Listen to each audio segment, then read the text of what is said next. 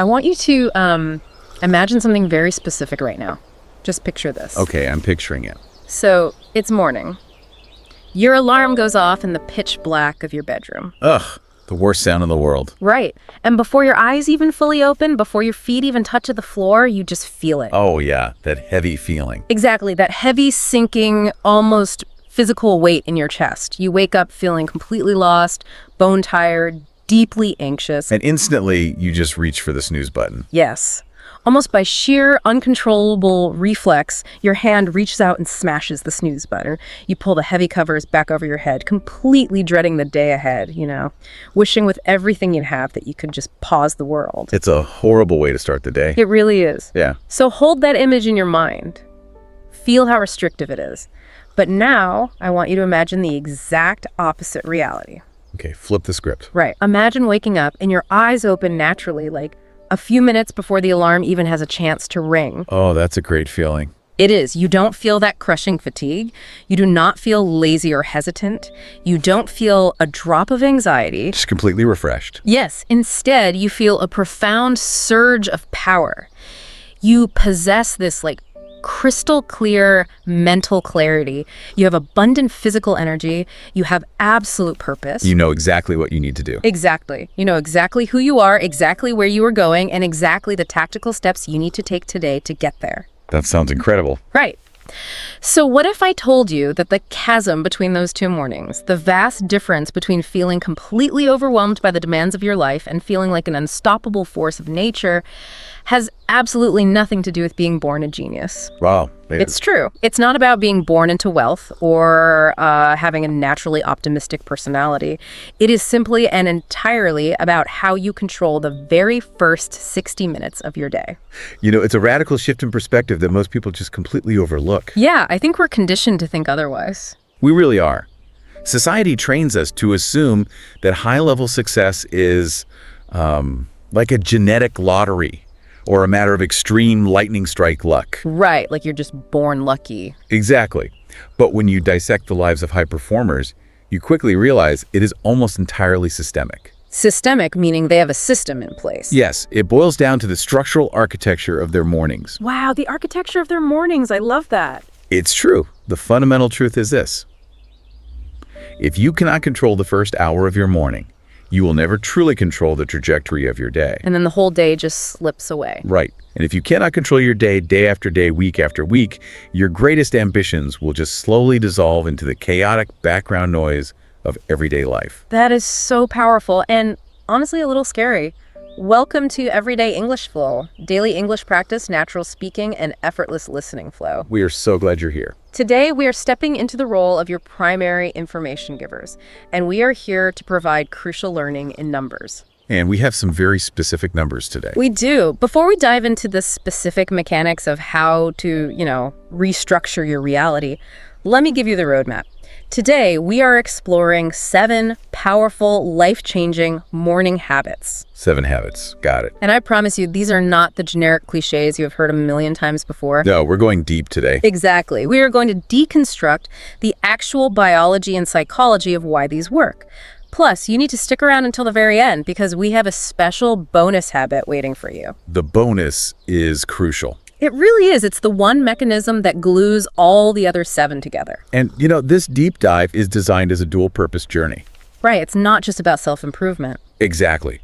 We are not just decoding the neuroscience and psychology of high performance. Yeah. We are utilizing this complex topic as a vehicle for you to master C1 level English. Which is that really advanced, highly proficient tier. Yes. We are aiming for that advanced, highly proficient tier of comprehension and expression. So the listener needs to really pay attention to the vocabulary we're using. Absolutely.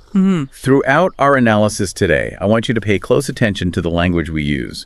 We are going to intentionally unpack difficult vocabulary, examine the cultural nuances of idioms, and break down complex phrasal verbs with clear, practical example sentences. So you're improving your life and your English at the exact same time. Right. You will be absorbing concepts that can rewire your daily life while simultaneously upgrading your English vocabulary to a professional, fluent standard.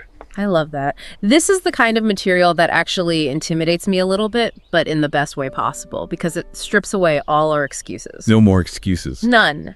This roadmap isn't for people who want to endlessly complain about their circumstances. It is for the listener who is ready to systematically break their own limits. We're building something strong today. We are going to build the strongest, clearest, most powerful version of you, and we are going to do it entirely in beautiful, fluent English. I am so ready for this. Let's get right into the foundation. Habit number 1, controlling the clock.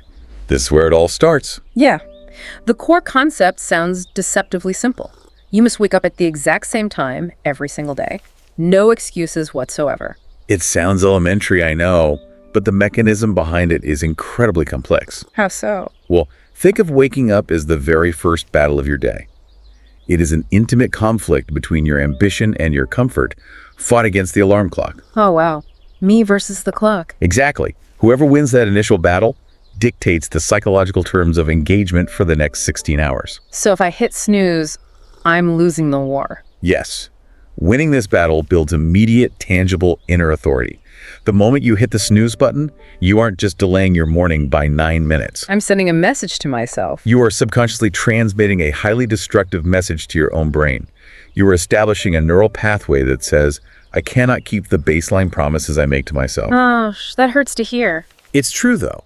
You're telling yourself, short-term comfort supersedes my long-term goals. But when you actually get up... However, when you rise the exact moment the alarm rings, you fire a completely different neural signal.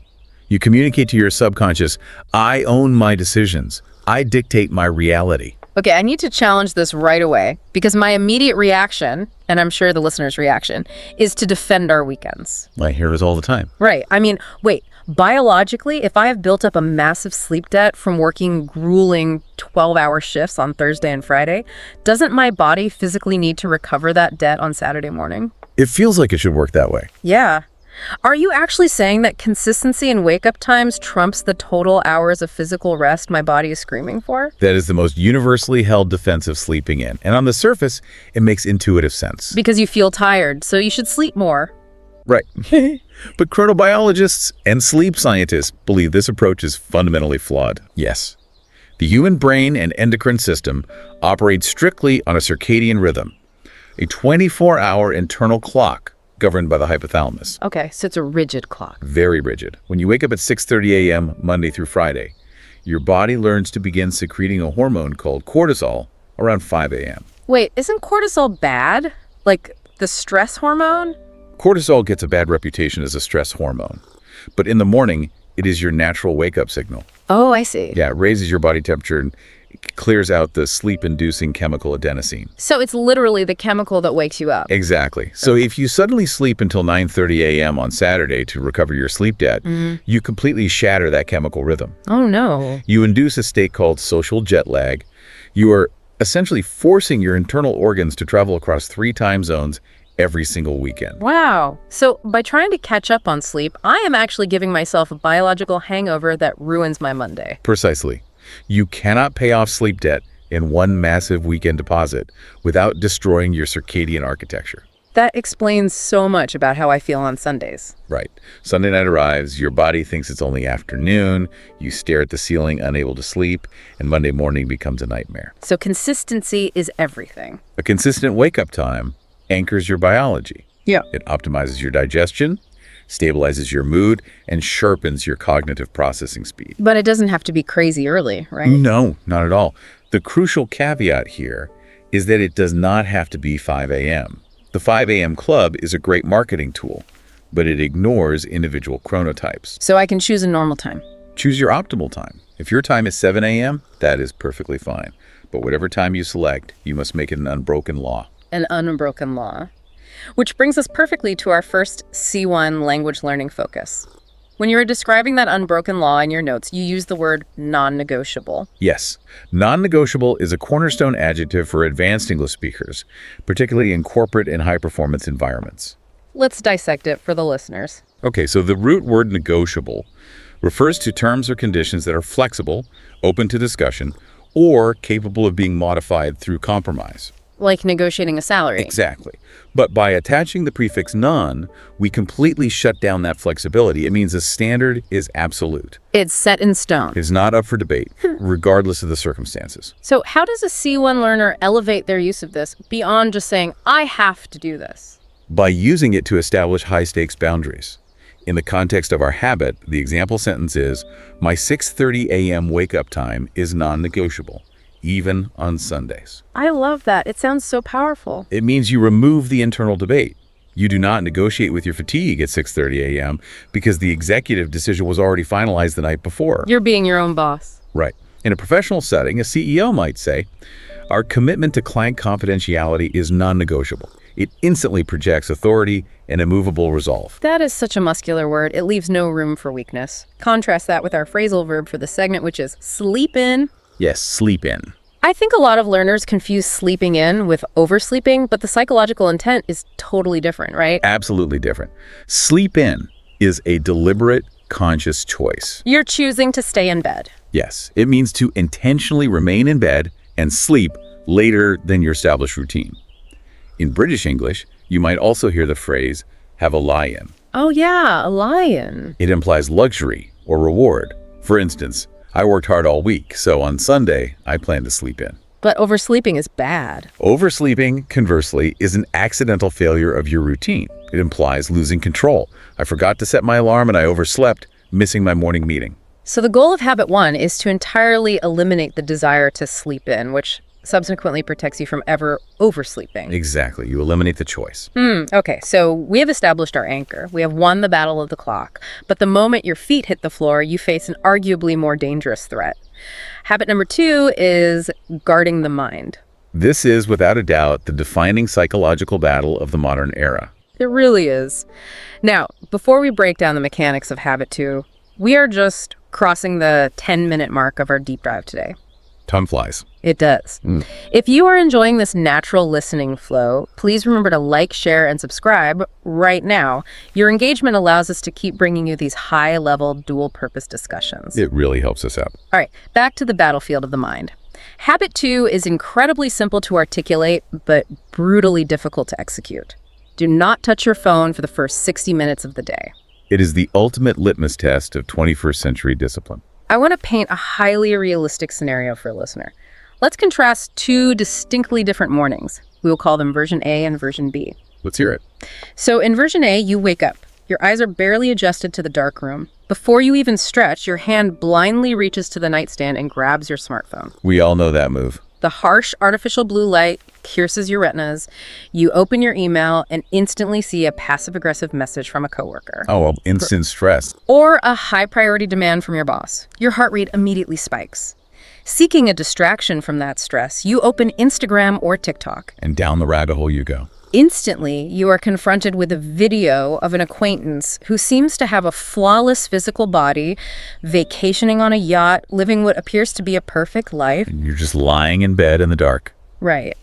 A deep, sinking pang of jealousy and inadequacy hits your stomach. You suddenly feel like you are failing at life. It's toxic. Within exactly 3 minutes of opening your eyes, your brain has been absolutely flooded with corporate stress, artificial urgency, and toxic social comparison. And you haven't even had a glass of water yet. Exactly. You haven't even had a glass of water yet, and your baseline emotional state for the entire day is ruined. It is a tragically universal reality.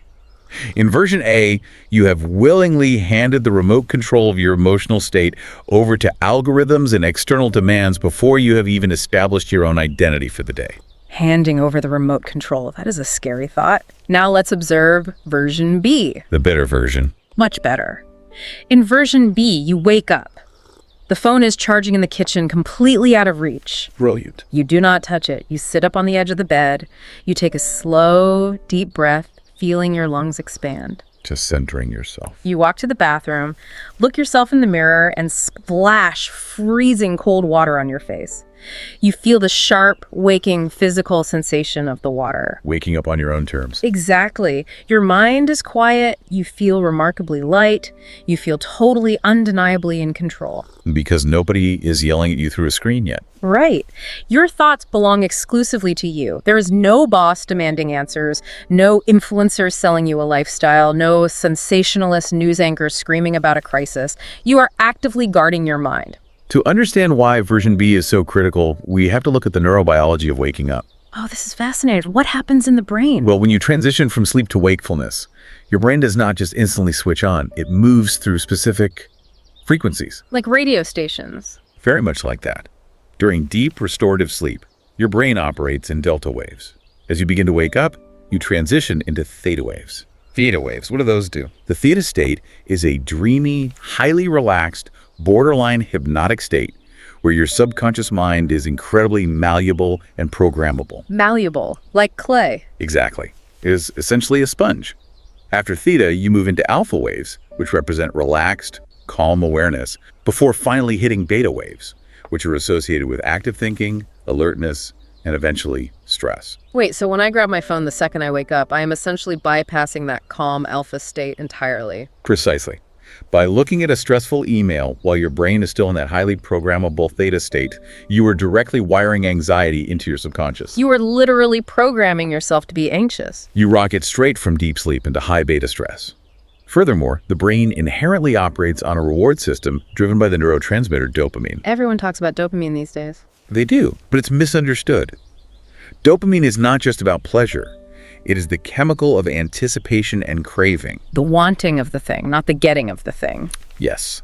Social media platforms and news feeds are meticulously engineered by behavioral psychologists to hijack that exact dopaminergic pathway through intermittent reinforcement. Like a slot machine. Exactly like a slot machine.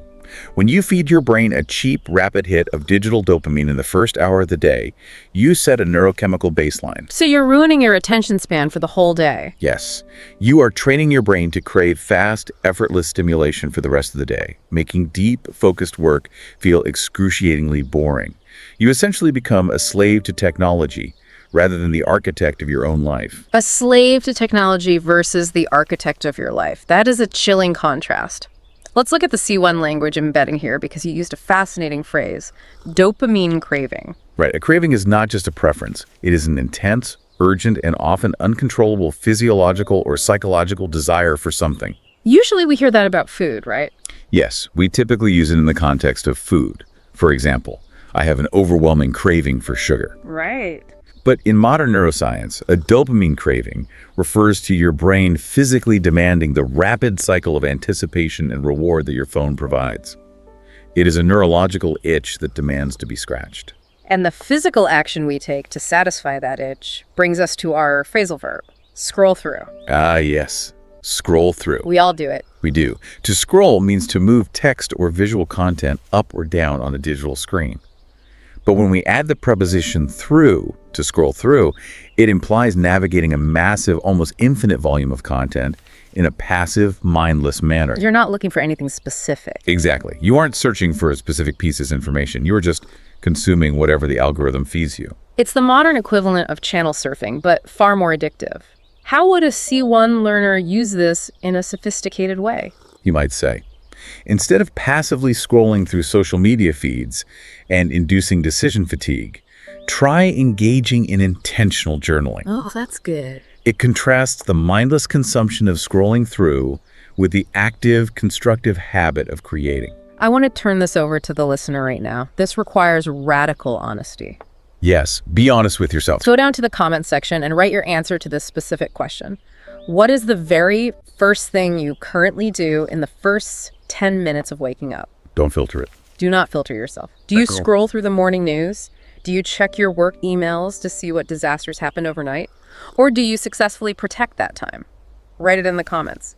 Acknowledging the reality of your current habit is the absolute prerequisite to dismantling it. Transparency breeds accountability. Exactly. So let's assume we have successfully guarded our minds. We ignored the phone. The mental space is clear.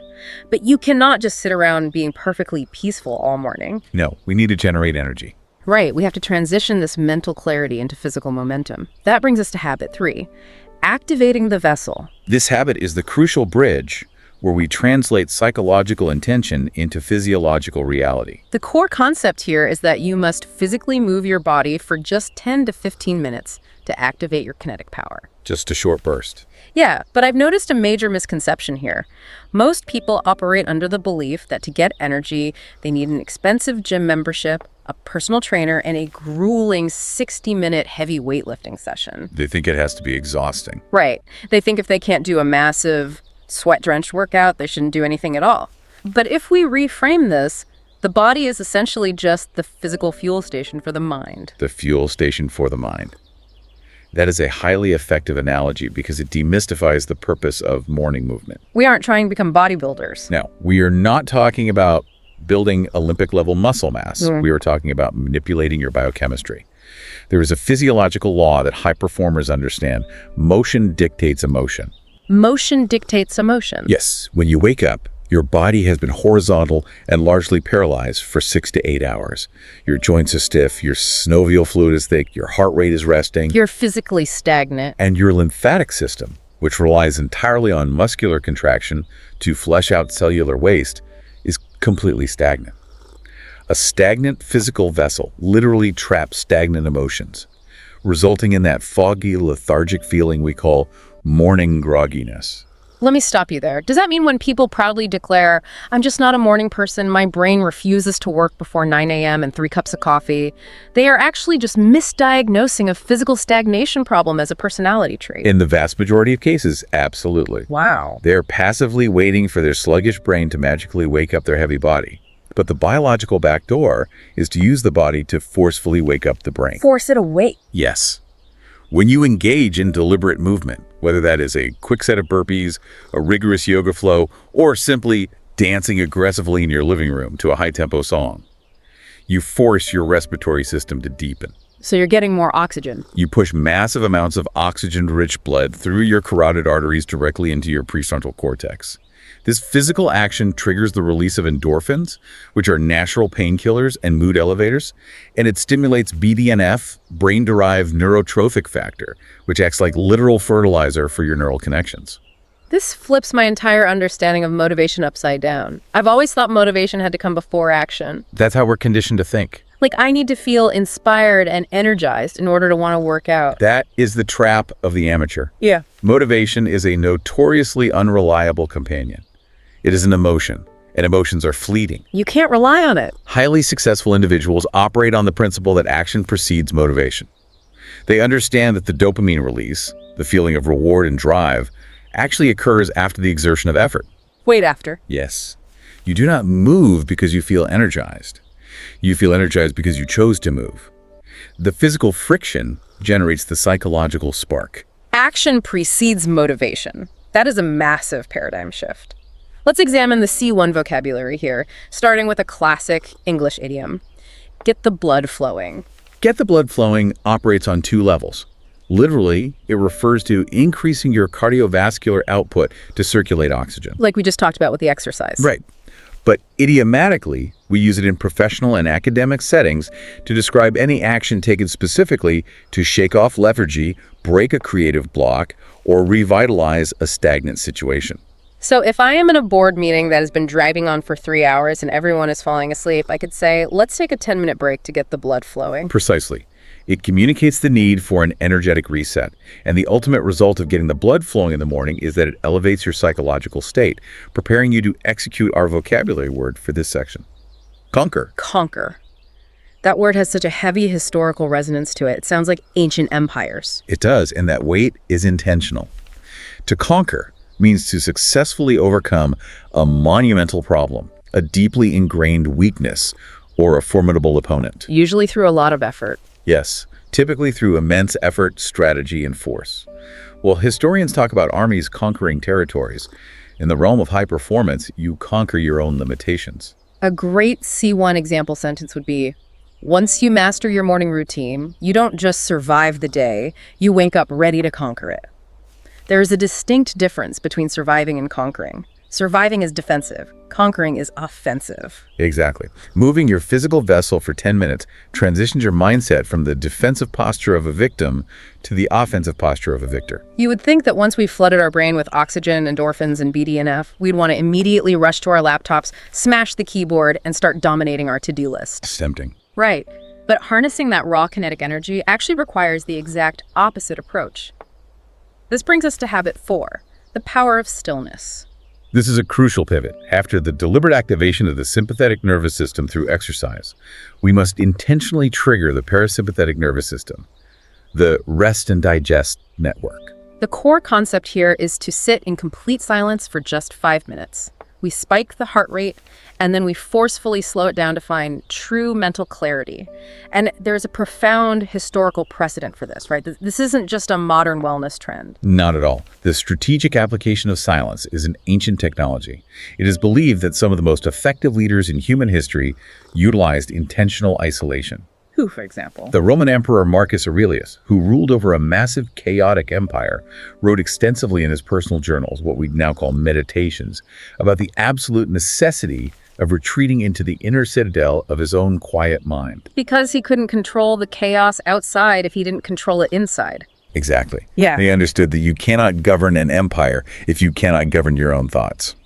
Fast forward to the modern era, and it is well documented that visionary innovators like Steve Jobs relied heavily on Zen practices of silent sitting. Oh, really? Yes, they utilized the mechanism of a profoundly quiet mind to make incredibly loud, disruptive decisions that changed the world.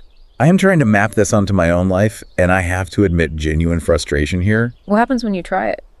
Well, when I actually sit down and try to be silent for 5 minutes, my brain doesn't feel peaceful. It actually gets significantly louder. Oh, yeah. My anxiety spikes. I remember all the emails I forgot to send, and it feels chaotic. Does that mean I'm doing it wrong, or that meditation just doesn't work for my specific brain chemistry? That is the most common misconception about stillness. Your brain is not actually getting louder. You are simply removing the external distractions that usually drown out your baseline internal chaos. So the chaos was always there. Yes. We live in an era of relentless sensory overload. We use podcasts, music, and social media to constantly numb ourselves to our own thoughts. We use noise as a shield. Right. When you sit in silence, you are finally hearing the backlog of unresolved stress. The argument you had yesterday, the financial anxiety for tomorrow. What you're experiencing isn't failure. It is the necessary process of the mud settling. The mud settling. I love that image. Imagine a glass of water scooped from a muddy river. If you constantly shake the glass, which is what we do when we are constantly busy and distracted, the water remains opaque and brown. You can't see through it. But if you simply set the glass down on a table and do not touch it for 5 minutes, gravity takes over. The dirt slowly sinks to the bottom, and the water at the top becomes perfectly clear. That makes perfect sense. Sitting in silence is simply setting the glass down. You are observing your thoughts, the mud, without trying to fight them. This passive observation dramatically lowers your cortisol levels and shifts your brain out of the fight or flight response. Let's elevate the language here, because there is a very subtle C1 level distinction between two words that beginners use interchangeably.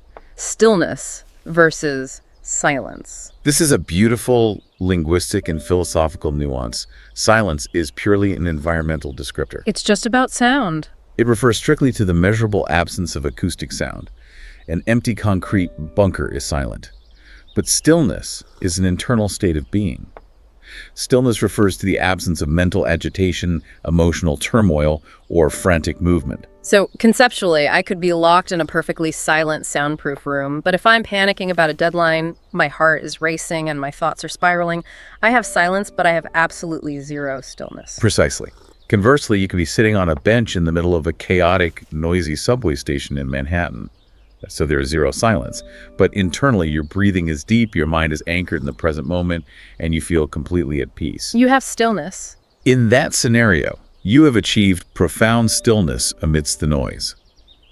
Our objective in Habit 4 is to use the tool of environmental silence to cultivate the armor of internal stillness. That armor is what protects us from the negative state described by our phrasal verb for this segment, overwhelmed by. Yes. To be overwhelmed by something means to be completely defeated or overpowered by a massive volume of something, whether physical or emotional, to the point where your cognitive processing shuts down. It's too much to handle. The etymology traces back to a boat being submerged by a massive wave. A great C1 example sentence is, without a dedicated moment of morning stillness, it is incredibly easy to feel overwhelmed by the sheer volume of the day's demands. It really is. When you take those 5 minutes to let the mud settle, you step out of the chaotic ocean and stand on the shoreline. You can still see the massive waves of your responsibilities, but they aren't crashing over your head anymore. You have gained the high ground of perspective. Which sets up the perfect transition. Now that the mud has settled and our mental water is clear, we can actually see the bottom of the glass. We have clarity. But what do we focus that clarity on? This brings us to habit 5, directing the energy. Raw energy and mental clarity are useless if they are not aimed at a specific target. The core concept of habit 5 is to physically write down your top 3 priorities every single morning. Let me tell you a story that perfectly illustrates why this is non-negotiable, and honestly, I have been the villain in this story more times than I care to admit. I think we all have. Let's analyze 2 professionals, Daniel and Jack. Daniel wakes up feeling highly motivated. He tells himself, today I'm going to be a productivity machine. A dangerous mindset, actually. Right. He sits down at his laptop with no specific plan. He immediately opens his inbox and starts rapidly replying to emails. Then he notices his physical workspace is cluttered, so he spends 20 minutes organizing his desk. He's confusing motion with progress. Yes. He remembers a water bill needs paying, so he logs into his bank portal. While the browser is open, he checks a news site just to see the headlines, which instantly spirals into 30 minutes of reading toxic political debates. And his energy is just draining away. He jumps into a company Slack channel and fires off 10 messages. Daniel is in constant frantic motion. His fingers are flying over the keyboard. He skips lunch. But at 5:30 p.m., he closes his laptop and a wave of depressing emptiness washes over him. Because he didn't actually do anything important. Exactly. He is completely exhausted, his brain is fried, but he has the sinking realization that he didn't actually finish a single piece of meaningful work. Daniel's the classic victim of the illusion of productivity. He fell into the trap of confusing sheer velocity with actual trajectory. Exactly. Now let's observe Jack. Jack completes his morning stillness. His mind is clear. Before he even looks at a screen, he takes a physical pen and a bright yellow sticky note. The sticky note is key. He asks himself a highly restrictive question. If I am only allowed to complete 3 things today, what 3 tasks will make this day an undeniable success? He writes them down. 1. Finish the first draft of Chapter 3. 2. Send the difficult, uncomfortable email to the unhappy client. 3. Complete 30 minutes of deep focus C1 English listening. Very specific. That is his entire universe for the day. Throughout the morning, when Jack's brain craves distraction, when he feels the urge to check the news or clean his desk, he looks at the sticky note. He uses it as a shield. It keeps him on track. He ignores the clutter. He ignores the minor emails. He executes those 3 heavy tasks. By 3 p.m., he is done. He closes his laptop feeling a profound sense of psychological satisfaction and forward momentum. He actually moved the needle on his life. The contrast between Daniel and Jack exposes a fundamental limitation in human cognitive architecture. How so? Neuroscience teaches us that we possess a strictly limited reservoir of executive functioning and willpower each day, primarily housed in the prefrontal cortex. So it's like a battery. Yes. Every single choice you make, deciding which email to answer, choosing what to eat, debating whether to read an article, consumes a measurable amount of glucose and oxygen in the brain. It's burning physical fuel. This depletion is called decision fatigue.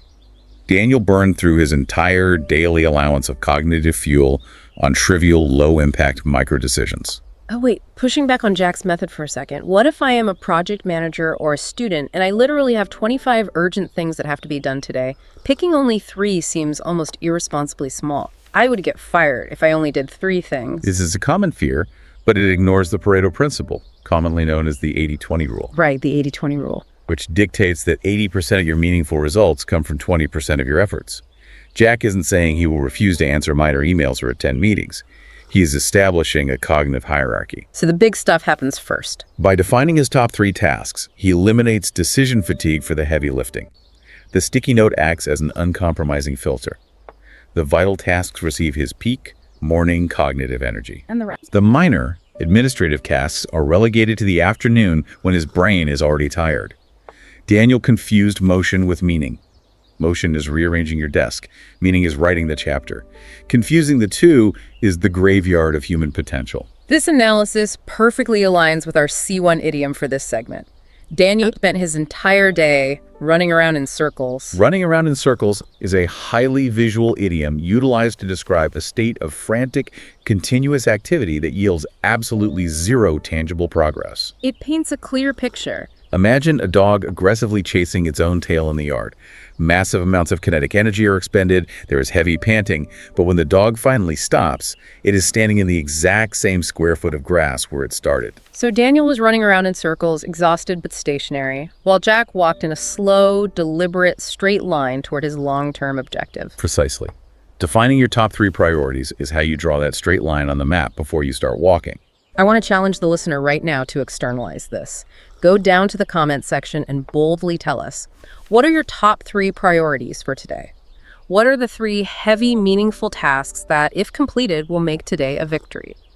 Do not just think about them, type them out. Commit to them publicly in the comments. The physical act of writing them out moves them from the foggy conceptual realm of things I should probably do into the concrete binding realm of things I am committed to executing. Okay, we know our destination. We have our 3 targets locked in. But to execute those high-level tasks effectively, your brain requires high-grade structural material. It needs intellectual fuel. This brings us to habit number 6, cultivating the garden. If habit 5 is about directing your output, habit 6 is entirely about curating your input. What raw materials are you feeding your intellect? The core concept here is to read 10 pages or read 10 solid minutes of a profoundly powerful book every single morning. Let's use a visual analogy to understand why this matters. Think of your brain upon waking up like a plot of rich, incredibly fertile, but completely empty soil. It is a blank garden. Ready to grow whatever you plant. Exactly. If the very first thing you do is scatter garbage seeds into that soil, if you plant toxic celebrity gossip, hyper-partisan political outrage from Twitter, or mindless complaints from your coworkers, what do you rationally expect to grow? Weeds. You are going to cultivate a cynical, highly anxious, reactive mind.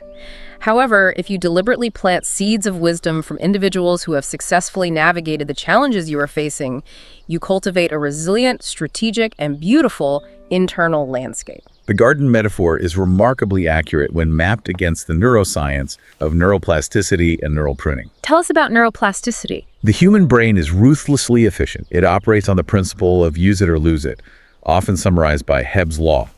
Neurons that fire together wire together. I've heard that. Your mind never remains in a neutral, empty state. If you do not consciously plant deliberate structures, the brain will automatically strengthen the pathways of whatever background noise it absorbs. So if you don't choose, society chooses for you. Exactly. The modern world is engineered to feed you weeds, fear-based algorithms, outrage loops, superficial comparisons. To cultivate a powerful mind, you must aggressively defend your neuroplasticity by providing it with complex, long-form arguments to process. And we aren't talking about reading a light romance novel or a fantasy thriller here, right? As entertaining as those are, that isn't the structural material we need for this specific 10-minute window. Correct. We are strictly talking about reading for cognitive expansion and skill acquisition. You're reading biographies of historical titans, dense philosophical texts, deep dive psychology, or tactical business manuals. Books that challenge you. In this morning window, books serve a dual function. They act as a mirror, reflecting back your own hidden potential and blind spots, and they act as a mentor, providing you with the exact frameworks required to overcome your current obstacles. But I want to address our C1 English learners specifically here. Reading a dense philosophy book or biography in a second language can feel incredibly intimidating. Trying to read 10 pages of advanced English might take an hour and people will just quit. That is a critical point. If you are utilizing this habit to master English as a second language, you must fundamentally alter the metric of success. So it's not about the page count. Do not aim for 10 pages. Aim for 10 minutes of deep comprehension, even if that means you only conquer one single complex paragraph. Just one paragraph. Yes, the strategy is micromastery. Read one paragraph, identify 3 advanced vocabulary words you do not know, look up their etymology and usage, and then, this is the secret, read that entire paragraph out loud. Out loud. Why out loud? By doing this, you are stacking visual input, cognitive decoding, and physical vocalization. That strategy requires a high level of focus, which brings us to our C1 vocabulary word, intentional. Intentional is an adjective that separates the amateur from the professional. A great word. It means an action is executed deliberately, with conscious design and a specific purpose in mind. It is the absolute antithesis of being accidental, passive, or reactive. A strong example sentence would be, if you want to operate at a C1 level, you must be fiercely intentional about the media you allow into your psychological space. It means you don't just passively let the algorithm feed you, you actively hunt for the specific knowledge you need. And when you consume knowledge intentionally, you earn the right to utilize our C1 phrasal verb, reflect on. Reflect on. To reflect on a concept means to turn it over in your mind, to examine it deeply from multiple angles rather than just memorizing it for a test. Exactly.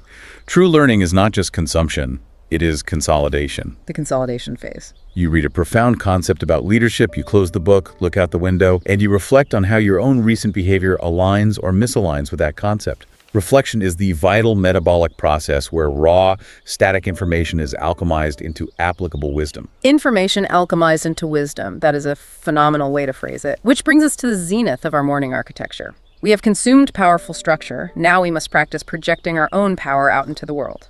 This is habit 7, finding your voice. This is where we transition from the silent accumulation of potential energy to the dynamic expression of kinetic power. The core concept of habit 7 is to speak or think in English for 5 uninterrupted minutes every morning, out loud, to yourself, while looking directly into a mirror. It's a bold move. I know this sounds a bit strange or uncomfortable to some, but this is the habit that I believe has the highest return on investment. Here's the problem.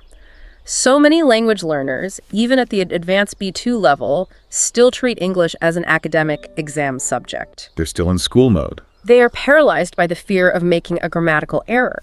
They are terrified of sounding foolish or having an imperfect accent.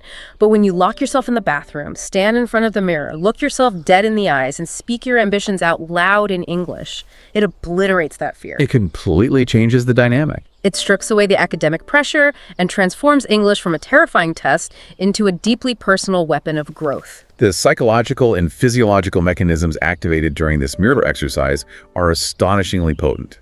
Let's hear the science. From a psychological standpoint, looking into your own eyes while speaking engages self-affirmation theory. You are bypassing the critical, doubtful parts of your ego and speaking directly to your core identity. Wow. But when you perform this in a second language, you add an intensive layer of cognitive rewiring. You are fundamentally shifting your identity from a student who is trying to learn English to a confident professional who operates in English. And there is a raw physical component to this as well, isn't there? It's not just a mental trick. Absolutely.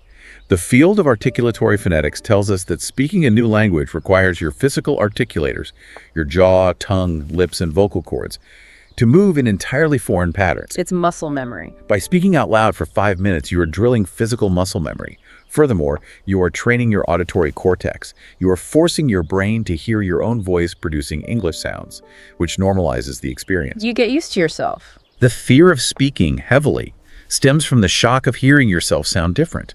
As that shock fades through exposure therapy, the paralyzing habit of translating every sentence in your head before you speak vanishes.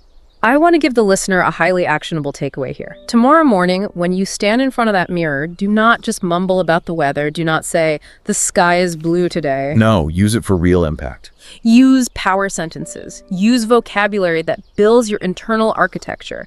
Look yourself in the eyes and declare, I am relentless. I am expanding my capabilities. I have the discipline to conquer my objectives today. Say it with aggressive conviction. That is how you rewire. I even challenge you to pull out your phone's voice memo app and record yourself doing this for 5 minutes. Save the file. Listen to it 30 days from now. You will be genuinely shocked by how much authority your voice has gained. This specific practice provides the perfect avenue to discuss the most critical distinction in advanced language acquisition: the functional difference between fluency and accuracy. This is a massive stumbling block for learners trying to cross the bridge from B2 to C1.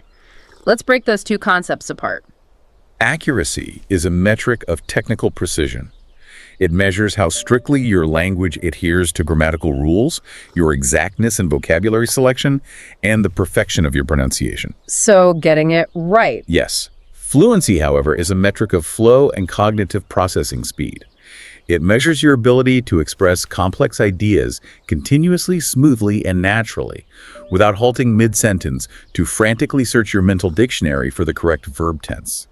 And the tragic irony is that so many intelligent learners become so obsessively fixated on perfect accuracy that they completely destroy their fluency. You stall out. They will literally pause for 5 agonizing seconds between every single word to ensure they don't make a mistake, which makes it incredibly frustrating for a native speaker to hold a natural conversation with them. Precisely. The mirror exercise is specifically designed to isolate and train fluency. The mirror does not correct your grammar. Nobody is grading your preposition usage. Just keep talking. The sole objective is continuous, unbroken vocal flow. As your fluency increases, your anxiety decreases. And behavioral linguistics shows us that as a speaker becomes more relaxed and confident, their accuracy naturally begins to self-correct and improve because the cognitive load of panic has been removed. Cultivating that unbroken flow and that unshakable confidence leads us perfectly to our final C1 idiom for today's deep dive. Take you places. Take you places is a wonderfully expansive, optimistic idiom. It implies that possessing a specific high-value skill, an exceptional talent, or relentless work ethic will inevitably lead to massive future success, unlocking doors to new opportunities, career advancement, and literal geographical travel. A great example to conceptualize this is mastering the ability to articulate your ideas with unshakable confidence in English will take you places you never even dared to imagine. Beautifully said. It might literally take you places like a master's program at Oxford or a corporate boardroom in Manhattan. Or, figuratively, it will take you to a psychological place of profound self-respect and authority that you have never experienced before. Internalizing these 7 habits and developing the linguistic capability to articulate your transformation will undeniably take you places. What a heavy, incredible journey we have mapped out today. We have learned how to ruthlessly control the clock and our circadian rhythm. We have built a fortress around our minds to block digital dopamine.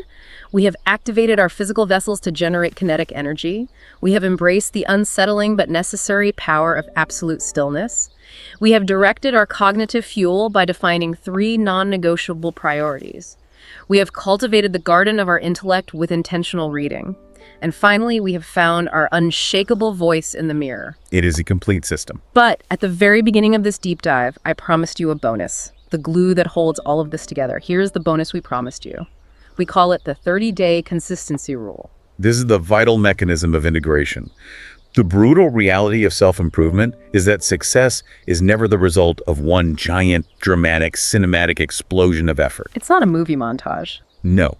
You do not permanently rewire your life by executing these 7 habits flawlessly for one single Tuesday and then abandoning them on Wednesday. It is entirely about the compound effect. Exactly. The mechanism here is neuroplasticity. It is believed by behavioral psychologists and neuroscientists that it takes approximately 30 days of unbroken, continuous repetition to heavily myelinate a new neural pathway in the brain. Myelinate. What does that mean? Myelination is the process where the brain coats a frequently used neural circuit in a fatty sheath, making the signal travel faster and more efficiently. This is how a difficult, conscious effort transforms into an effortless, automatic baseline habit. Oh, so it physically changes your brain. Yes. If you simply show up for yourself, even on the days you execute imperfectly, and run this architecture consistently for 30 days, the compound growth is exponential. You will physically alter the structure of your brain, your life will transform from the inside out, and you will become truly unstoppable. 30 days, just 1 month. That is the exact price of admission to rewire the machine of your life. So, here's the absolute final step. I need you to make a binding commitment. Right now, not to me, not to the algorithm, but to yourself right now. Scroll down to the comment box and write, I stay committed. Type those exact 3 words. Make it your permanent public declaration that for the next 30 days, you are going to take absolute ownership of your morning and by extension, absolute ownership of your life. A public declaration leverages the psychological tool of social accountability, dramatically increasing your probability of follow-through. It absolutely does. Thank you for dedicating your time and your focus to this incredible journey with us today. Please remember to like, share, and subscribe. Your engagement is the fuel that helps us reach more driven learners who are trying to master their English and rewrite their lives. And if you enjoyed this podcast, there are many more podcasts on my channel. Go check them out. We have hours of deep dive material meticulously designed to help you reach that elite C1 level while simultaneously upgrading your psychological operating system. As we conclude our analysis today, I want to leave you with one final lingering question to turn over in your mind as you set your alarm tonight. Think back to that suffocating image we started with, the crushing dread of the morning versus the explosive, unstoppable power. I want you to ask yourself this. What if the highly confident, perfectly fluent, and fiercely powerful person you have spent your entire life dreaming of becoming isn't some distant fantasy, but is actually already sitting right there inside of you, just desperately waiting for tomorrow morning to finally wake up?